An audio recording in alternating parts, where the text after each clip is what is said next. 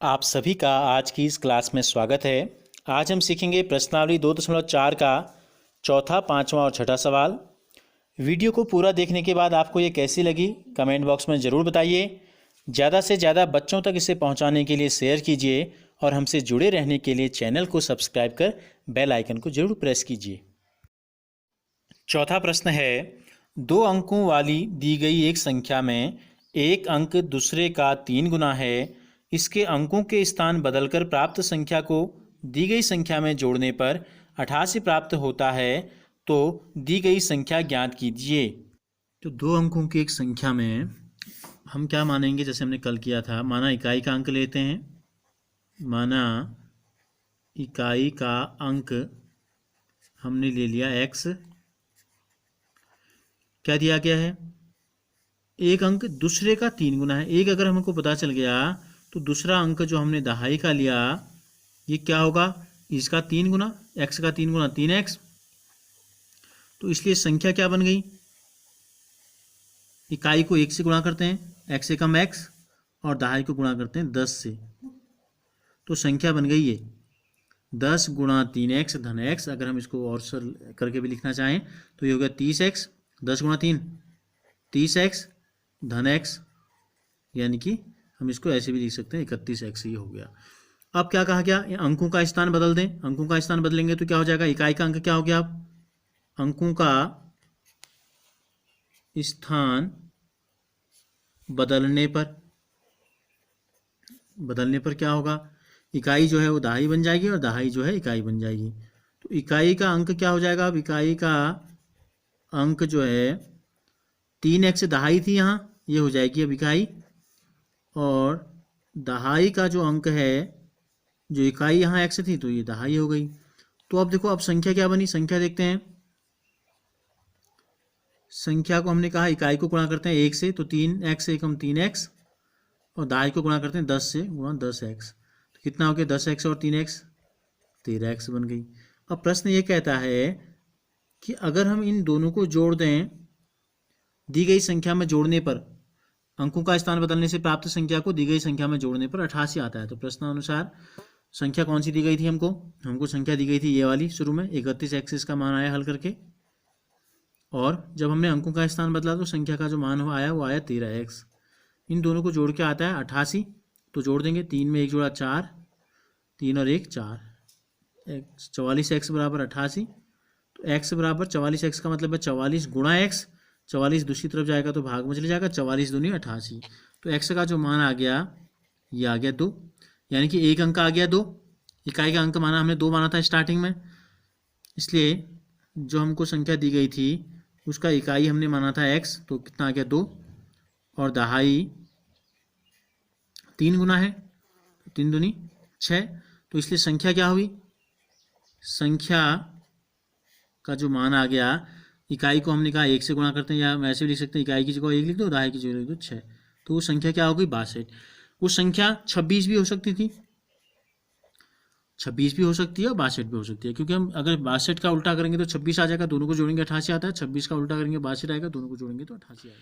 पांचवा प्रश्न है, सोबो की माँ की आयु सोबो की आयु की 6 गुनी है।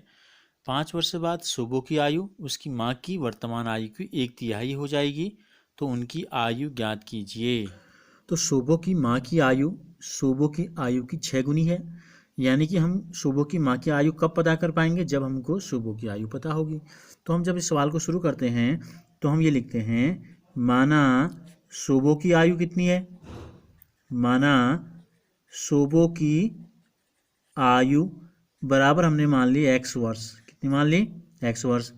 इसलिए सोबो की माँ की आयु, सोबो की माँ की आयु कितनी है? माँ की आयु सोबो की आयु की 6 गुनी, यानी कि x का 6 गुना 6x वर्ष हो गई।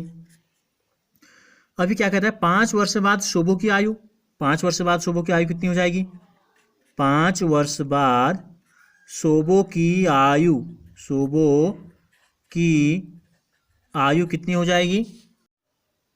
बराबर 5 वर्ष बाद 5 वर्ष बड़ा हो जाएगा सोबो, तो अभी है x धन 5 साल। तो ये हो गई 5 वर्ष बाद सोबो की आयु। उसकी माँ की वर्तमान आयु की 1/3 हो जाएगी। प्रश्नानुसार 5 वर्ष बाद शोभो की आयु, 5 वर्ष बाद शोभो की आयु कितनी है, एक्स धन 5 वर्ष, ये किसके बराबर हो जाएगी, उसकी माँ की वर्तमान आयु, माँ की वर्तमान आयु ये हमने ली है 6x की 1/3 की 1/3, 1/3 का मतलब होता है 1/3, का की मीन्स होता है गुणा, तो 5 वर्ष बाद शोभो की आयु बराबर हो जाएगी अपनी माँ की वर्तमान आयु की 1/3। तो 3 का भाग दे देते हैं 6 में, देखो 3 दूनी 6x, तो ये हो गया x धन 5 बराबर 2x, तो इस x को यहाँ ले जाएंगे 2x की तरफ, तो ये कितना हो जाएगा 2x ऋण x, और ये हो गया 5, तो ये आ गया x बराबर 5 वर्ष।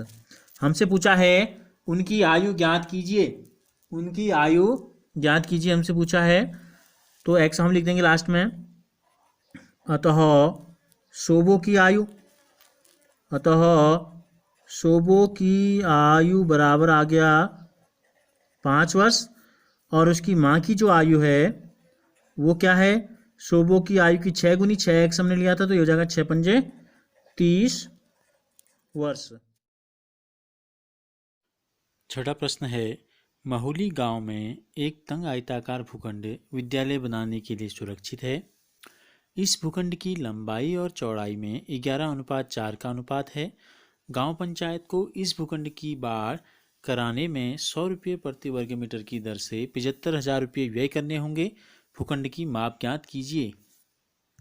तो हमें जो है इस आयताकार भूखंड की लंबाई और चौड़ाई में अनुपात दिया गया है, तो हमने कहा है जब भी आपको अनुपात दिया जाता है तो क्या करते हैं, अनुपात के साथ एक अज्ञात राशि ले लेते हैं।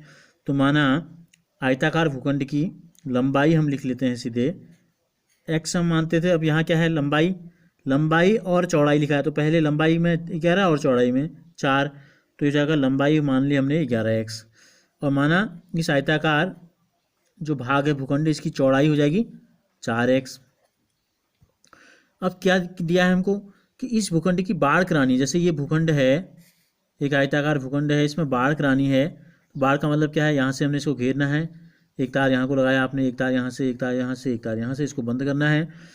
तो बाढ़ कराने में 100 रुपया प्रति वर्ग मीटर, अगर ये 100 मीटर है यहाँ से यहाँ तक 1 मीटर है तो 100 रुपये खर्च करने हैं, 2 मीटर होगा तो 200 रुपये खर्च हो जाएंगे, 3 मीटर होगा तो 300 रुपये खर्च हो जाएंगे, 4 मीटर है तो 400 मीटर खर्च हो जाएगा।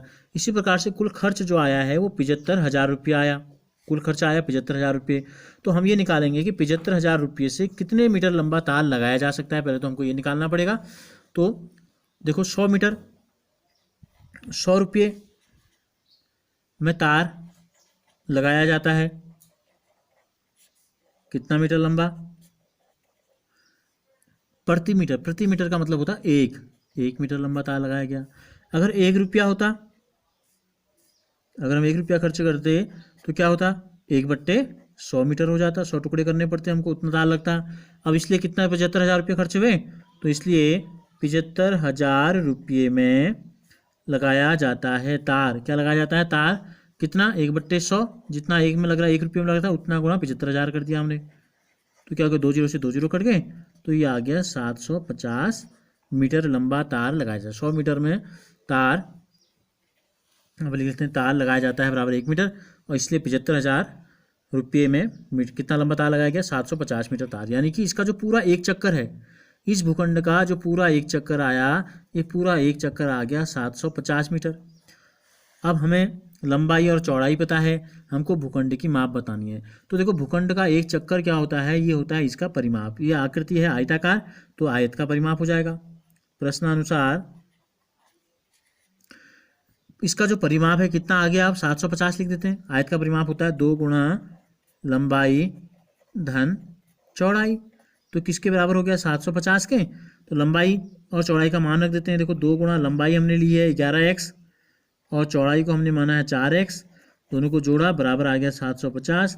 ये दो दोनों के साथ गुणा में है तो इसको हम बराबर के दूसरी तरफ ले जाएंगे तो ये गुणा चले जाएगा, भाग में बट्टे 2 हो जाएगा। 750 के 2 टुकड़े कर देंगे, 2 का भाग देंगे 7 में, 2 3 6, 1 बच गया, 1 और 5 15 होता है, 2 7 14, 1 बच गया, 1 और 0 होता है 10, 2 पंजे 10, तो कितना आ गया 375 मीटर। 11x और 4x दोनों सजाती पद हैं, एक ही जैसे पद हैं तो जुड़ जाएंगे, 11 में 4 जोड़ेंगे आ जाएगा 15x, बराबर आ गया 375 मीटर। 15x का मतलब है x का 15 गुणा, यानी कि 15 गुणा x है और गुणा से जब 15 बराबर की दूसरी तरफ आएगा तो चल जाएगा भाग में, 15 का भाग दे देंगे, 37 में जाएगा। देखो 15 दूनी 30, 7 बच जाएगा, 7 और 5 75, 15 पिजा 75। तो हमको क्या पता चल गया, हमको x का मान पता चल गया है। हमें बताना है भूखंड की माप, तो भूखंड की लंबाई हमने क्या मानी थी, इसलिए भूखंड की लंबाई हम निकालेंगे, हमने मानी थी 11x। तो 11x का मतलब है 11 गुणा x, x का मान आ गया 25, तो 11 50 55 का 5, इसे लगा 5, 11 दूनी 22 और 5 27। तो लंबाई कितनी है भूखंड की, 275 मीटर।